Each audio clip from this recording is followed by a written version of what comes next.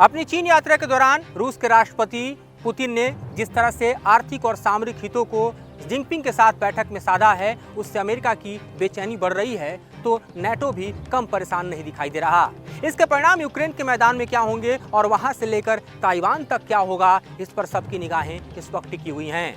नमस्कार, मैं हूं वरिंद्र कुमार और आप देख रहे हैं मेरे साथ रणनीति। और आज हम रणनीति में चर्चा कर रहे हैं कि किस तरह से दरअसल पुतिन और जिनपिंग का जो प्लान है वो इस वक्त अमेरिका के सामने, प्रेसिडेंट बाइडेन के सामने सबसे बड़े चैलेंज के तौर पर दिखाई दे रहा है, क्योंकि अभी तक चाह कर भी दरअसल रूस यूक्रेन को जीत नहीं पाया है। इस वक्त रूस को सबसे ज्यादा अगर किसी चीज की जरूरत है तो आर्थिक और सामरिक मोर्चे पर एक ऐसे सहयोगी की जरूरत है जो दरअसल अमेरिका को सीधी टक्कर देने में उसके लिए मददगार साबित हो सके।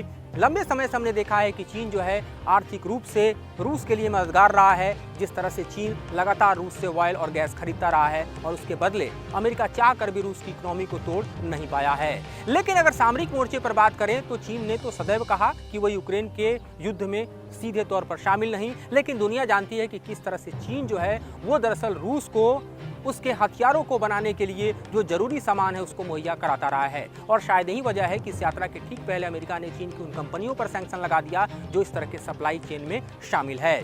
लेकिन सवाल यही नहीं रुकता, बल्कि जिस तरह के सामरिक हितों को इस यात्रा के दौरान जिनपिंग और साफ तौर पर पुतिन साधते हुए दिखाई दे रहे हैं, वो दरअसल अमेरिका के लिए एक बड़ा चैलेंज बनता हुआ दिखाई दे रहा है। क्योंकि इस वक्त जरूरत अगर कुछ है रूस को सबसे बड़ा तो लॉन्ग रेंज का दरअसल ड्रोन है जो कि चीन से चाहिए। साथ ही अपने मिसाइल प्रोग्राम्स में अपने मिसाइल के जखीरे को खड़ा करने के लिए जो जरूरी तकनीक और खास तौर पे कलपुर्जे चाहिए, उसके लिए चीन और रूस के बीच एक अहम और गुप्त समझौता हुआ है जिसके बारे में जानकार लगातार बतला रहे हैं। और इस तरह से रूस को सामरिक मोर्चे पर चीन की एक बड़ी मदद मिलती हुई दिखाई दे रही है। और साथ ही दरअसल चीन को रूस इसके बदले में ऑयल और गैस की सप्लाई करते हुए उसके इकोनॉमी में भी दरअसल मददगार बना रहेगा, इसका भी भरोसा दिया गया है। लेकिन इससे कहीं बड़ी बात जो है वो ताइवान को लेकर हुई है, क्योंकि यूक्रेन के मोर्चे पर अगर रूस अपनी बढ़त को दरअसल बनाए रखना चाहता है तो चीन उसकी मदद कर रहा है। तो ताइवान के मोर्चे पर भी जब चीन ताइवान पर हमला करेगा तो रूस का पुरजोर समर्थन चीन को मिलेगा। इस बाबत भी बताया जा रहा है कि पुतिन ने जिनपिंग को भरोसा दिया है। हम जानते हैं कि दोनों ही महाशक्तियों के सामने अगर सबसे बड़ी चुनौती के तौर पे कोई देश है तो वो दरअसल अमेरिका है। अमेरिका रूस का भी दुश्मन है, अमेरिका चीन का भी दुश्मन है, आर्थिक दुश्मन भी है, सामरिक दुश्मन भी है। अमेरिका के साथ अगर देखें तो यूक्रेन को पुरजोर तरीके से सहयोग दे रहा है ताकि रूस जंग के मैदान में फंसा रहे। और यही हालत दरअसल अमेरिका का ताइवान के साथ संबंधों में भी दिखता है। लेकिन चीन को पता है कि अगर रूस का साथ चीन को मिलेगा तो चीन के लिए ताइवान जीतना कोई बड़ी बात नहीं होगी। और इसीलिए देखिए कि दोनों के कॉमन दुश्मन हैं। आर्थिक महाशक्ति और सामरिक महाशक्ति होने के राह में भी अगर दोनों देशों के सामने कोई बड़ा रोड़ा है तो अमेरिका है। और इसीलिए इस रोड़े से निपटने के लिए जिस तरह से पुतिन और जिनपिंग के बीच की बढ़ती नज़दीकियाँ जो है वो अमेरिका की बेचैनी बढ़ा रही है। नेटो के पेशानी पर बल पड़ता हुआ दिखाई दे रहा है, वो साफ तौर पर देखा और समझा जा सकता है। लेकिन इससे आगे हम बढ़ें, इससे पहले दरअसल क्या कह रहे हैं इस बारे में जानकार ये हम आपको समझा देते हैं। तो पुतिन और जिनपिंग की मुलाकात का असर यूक्रेन के मैदान में और ताइवान में क्या होने वाला है, इस बारे में हमने बातचीत की जेएनयू में अंतर्राष्ट्रीय मामलों के जानकार प्रोफेसर राजन कुमार से। उनसे समझ लीजिए। देखिए, ये जो यात्रा है पुतिन की बीजिंग में, तो निश्चित रूप से इसका यूक्रेन पे प्रभाव पड़ेगा। यूक्रेन पे प्रभाव पहला तो यह पड़ेगा कि चीन पश्चिमी देशों के बावजूद अपनी नीति रूस को लेकर नहीं बदलेगा। दूसरा कि जो सप्लाईज है जो अभी क्रिटिकल टेक्नोलॉजी का या जो वेपन्स का थर्ड देश के माध्यम से या जो एनर्जी इंपोर्ट कर रहा है चीन, वो सारी चीज़ बंद नहीं होंगे। और अभी अगर एक देश रूस के लिए अगर सबसे महत्वपूर्ण है तो वह चीन है।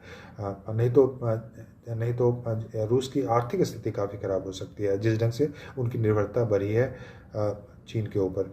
तो वैसे में इस निश्चित रूप से यूक्रेन पे दबाव बनाने की कोशिश है।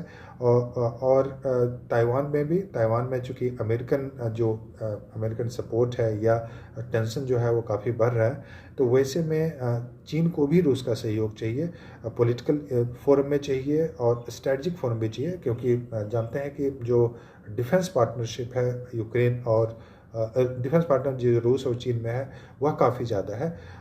तो जैसा कि प्रोफेसर राजन कुमार बतला रहे हैं कि ये युद्ध यूक्रेन का जल्दी नहीं रुकने वाला।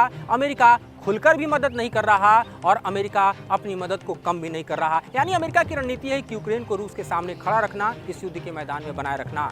दूसरी तरफ आप देखिए तो पुतिन का साफ कहना है कि जिस तरह से डॉनबास जीत कर वो खड़े हैं, जिस तरह से इस वक्त युद्ध के मैदान में देखिए तो खासतौर पर खार्किव की तरफ लगातार हमला करते हुए रूस की सेना बढ़ रही है। जेप्रोजिया के भी कई इलाके में कब्जा करके आगे बनी हुई है। तो ये अपने आप में रूस की जो बढ़त है उसको कम करने के लिए भले ही अमेरिका ने $63 बिलियन की सहायता दी हो, लेकिन इस बीच यूक्रेन पैट्रियट मिसाइल मांग रहा है अमेरिका से ताकि वो रूस को कड़ी टक्कर दे सके। रूस को ये पता है कि 300 किलोमीटर लॉन्ग रेंज का जिस तरह से मिसाइल इस वक्त यूक्रेन को नेटो देशों से हासिल हुआ है, लिहाजा उसको कड़ी टक्कर देने के लिए उसे भी दरअसल अपने मिसाइल और जखीरे को आगे बढ़ाना होगा। और इसलिए दरअसल रूस और यूक्रेन के बीच का युद्ध दरअसल जिस मुहाने पर खड़ा है, पुतिन और जिनपिंग की मुलाकात, सामरिक समझौते अपने आप में काफ़ी मायने रखते हैं।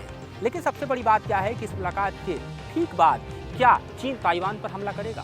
सवाल इसलिए उठ रहा है क्योंकि जिस तरह से यूक्रेन के मोर्चे पर रूस को चीन का समर्थन मिल रहा है, ठीक इसी तरह का समर्थन रूस भी चीन को देगा। और चीन कतई ये समय गंवाना नहीं चाहेगा क्योंकि अमेरिका कई मोर्चों पर युद्ध में फंसा हुआ है। जैसे कि आप देखिए तो इजराइल और हमास के बीच चल रहा युद्ध, दूसरी तरफ आप देखिए तो इजराइल और ईरान के बीच जो है जिस तरह का इस वक्त युद्ध का माहौल बना हुआ है, और एक तरफ आप देखिए तो पिछले 2 सालों से यूक्रेन और रूस के बीच का युद्ध का जो मोर्चा है उसमें भी अमेरिका फंसा हुआ है। तो अगर तीसरा फ्रंट वॉर का खोलता है अगर चीन, अगर देखें हम ताइवान के साथ, तो सवाल है कि यहाँ पर किस ताकत के साथ, कितनी मजबूती के साथ जो है अमेरिका उतर पाएगा। और तब जबकि चीन को रूस का सहयोग प्राप्त होगा। तो अब दुनिया की निगाहें दरअसल यूक्रेन पर तो टिकी हुई हैं, जहां पर रूस और चीन के इस समझौते के बाद युद्ध भड़कने वाला है। साथ ही ताइवान पर भी टिकी हुई हैं, जहां पर इस वक्त जो है चीन कभी भी किसी भी समय पर हमला बोल सकता है। लेकिन अमेरिका के लिहाज से देखें तो यात्रा कितनी महत्वपूर्ण है, इसे भी दरअसल जानकारों से समझते हैं। और जेएनयू के प्रोफेसर राजन कुमार इस पर क्या बोलते हैं, जरा ये सुन लीजिए। देखिए, अमेरिका की जो नीति है अभी यूक्रेन को लेके या ताइवान को लेके, यह बहुत ही एक तरह से एम्बिगुअस और कंफ्यूजिंग नीति है। अमेरिका पूरी तरह से यूक्रेन को सपोर्ट भी नहीं कर रहा है, यानी कि ग्राउंड फोर्सेस भेज के या जो क्रिटिकल टेक्नोलॉजी है टैंक का, या फिर जो फाइटर एयरक्राफ्ट, या फिर जो लेटेस्ट बैलिस्टिक मिसाइल इत्यादि देगा, तो एक तरह से सपोर्ट तो कर रहा है लेकिन पूरी तरह से सपोर्ट नहीं कर रहा है। इस कारण से यूक्रेन युद्ध में बुरी तरह से फंस गया है। यूक्रेन ना तो अब इस युद्ध से निकल सकता है और ना ही इस युद्ध में रूस को हरा सकता है। यानी इससे आप समझ गए होंगे कि किस तरह से अमेरिका के सामने चुनौतियों का अंबार इस वक्त खड़ा है। आप ये भी समझ गए होंगे कि इस यात्रा को लेकर दरअसल अमेरिका की बेचैनी क्यों बढ़ी हुई है। लेकिन सवाल यही नहीं रुकते, बल्कि जिस तरह के एक्सपेंशन पॉलिसी पर दरअसल इस वक्त चीन आगे बढ़ता हुआ दिखाई दे रहा है, चाहे साउथ चाइना सी का इलाका हो, चाहे आप देखिए कि दरअसल इंडियन ओशन का इलाका हो, ये भी अपने आप में कई तरह के खतरों को उत्पन्न कर रहा है। जिसके चलते जो है हम देखें तो खासतौर पे क्वाड का अलायंस जो है उसको लगता है कि अमेरिका एक बड़े पैमाने पर प्ले करता हुआ दिखाई दे रहा है। लेकिन यहाँ से निकलकर सवाल फिर एक बार यूक्रेन की तरफ जा रहा है, जहाँ पर इस वक्त पुतिन के सामने सबसे बड़ी चुनौती है कि युद्ध को जल्द से जल्द खत्म किया जाए। और इसके लिए चीन का जो साथ इस वक्त रूस को मिलता हुआ दिखाई दे रहा है, उसके बाद दरअसल अमेरिका कैसे इस मोर्चे पर हम कहें कि यूक्रेन को संभाल पाएगा, ये एक बड़ी चुनौती के तौर पर देखा जा सकता है। साथ ही आप ये भी समझिए कि जिस तरह से दरअसल ताइवान के साथ हालात इस वक्त दिखाई दे रहे हैं, उसमें किस तरह का मोड़ आने वाले दिनों में आ सकता है। लेकिन सवाल नहीं रुक रहे, बल्कि आप यूँ समझिए कि जो चीन और रूस के बीच के आर्थिक सहयोग हैं, उससे इतर जो सामरिक सहयोग है वो भी काफ़ी मायने रखते हैं। क्योंकि अगर आप फाइटर्स की बात करें या फिर S-400 जैसे सिस्टम की बात करें, तो चीन के पास ये ताकत दरअसल सामरिक रूप से रूस के ज़रिए मिलती है। और रूस को इस वक्त चाहिए जो लॉन्ग रेंज के ड्रोन या फिर अपने मिसाइल प्रोग्राम्स को बनाने के लिए तकनीक के साथ साथ खास तौर पे जो इलेक्ट्रॉनिक सप्लाईज़ हैं, वो दरअसल भले ही उस पर अमेरिका ने सैंक्शंस लगा दिए हों, लेकिन पुरजोर तरीके से चीन ने भरोसा दिया है कि वो रूस को हासिल होता रहेगा। यानी सामरिक मोर्चे पर दोनों देशों के बीच का जो गठबंधन है वो अपने आप में काफ़ी कुछ कह रहा है। इसके अलावा दोनों देश कोशिश कर रहे हैं कि नए जियोपॉलिटिकल एनवायरनमेंट को क्रिएट किया जाए, नए तरह के एक तरह से देखा जाए तो दुनिया में ग्लोबल ऑर्डर को क्रिएट किया जाए। और ऐसे में भी देखना होगा कि रूस और चीन अपने साथ किन अन्य देशों को खड़ा करते हैं, जिसमें सबकी निगाहें ईरान पर भी टिकी होंगी कि ईरान दरअसल किस तरह से इन दोनों देशों के साथ अपने रिश्ते को आगे बढ़ाता है, क्योंकि वो भी अमेरिका का उतना ही बड़ा दुश्मन है। तो आने वाले दिनों में आपको दरअसल यूक्रेन से लेकर ताइवान तक इस मुलाकात के रिपरकशंस दिखाई देंगे। साथ ही आपको ईरान के साथ भी दरअसल किस तरह के केमिस्ट्री के साथ ये दोनों देश आगे बढ़ते हैं, ये भी देखना दिलचस्प होगा। तो हमारी निगाहें भी दरअसल इस समूचे मूवमेंट पर और जियो पॉलिटिकल अपेबल्स पर टिकी रहेंगी और आपको हम इसी तरह इत्तला करते रहेंगे, विश्लेषण लेकर आते रहेंगे, बतलाते रहेंगे कि क्या कुछ दुनिया में घटित हो रहा है। फिलहाल मुझे और मेरे सहयोगी सुभाष चंद्र को दीजिए इजाजत।